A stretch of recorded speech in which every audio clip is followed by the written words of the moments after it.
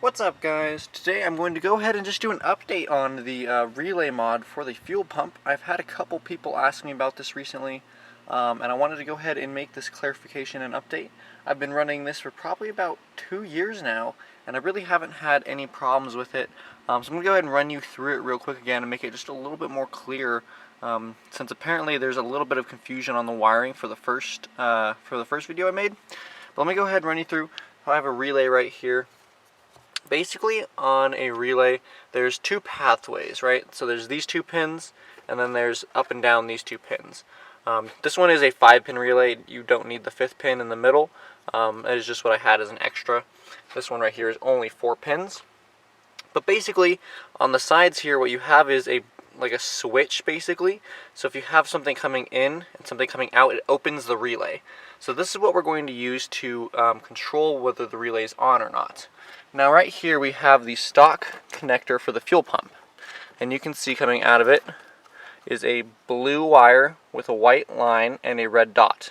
This is the stock signal from the ECU. It's power, 12-volt power, and that's what powers your fuel pump normally. And then coming out of it we have two grounds, a brown and a, well, it's kind of hard to see. There's a brown and a black that typically come out of it, and then they actually merge into one wire. That is your stock ECU ground.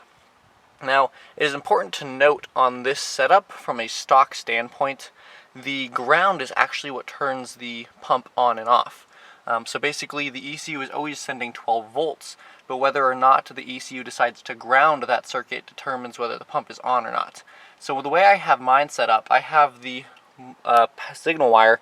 This is the signal wire coming from the ECU, the blue and white wire, and it's coming into the relay, and it doesn't matter really which side it goes in. It could go into either side, but it's coming in and it's coming out, and that means when I turn the key into the on position, the ECU is going to send 12 volts and it's going to switch on our relay.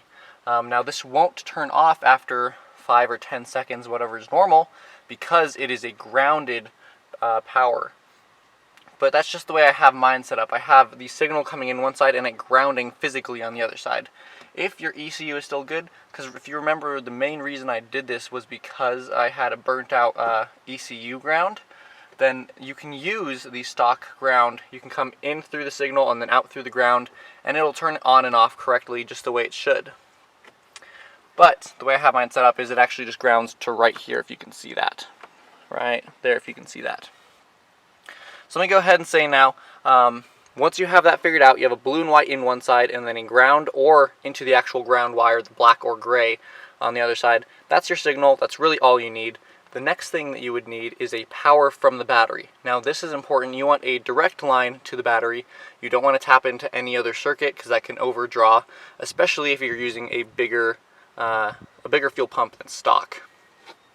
And that's going to go into the back and into the front. And again, this doesn't matter the direction. Basically, this is opening the bridge and that's letting the power flow. So once you have power into one of these, then you go out into the positive of the pump on the other one. Remember, the positive on the far side of the circuit here is going to be this black with white wire.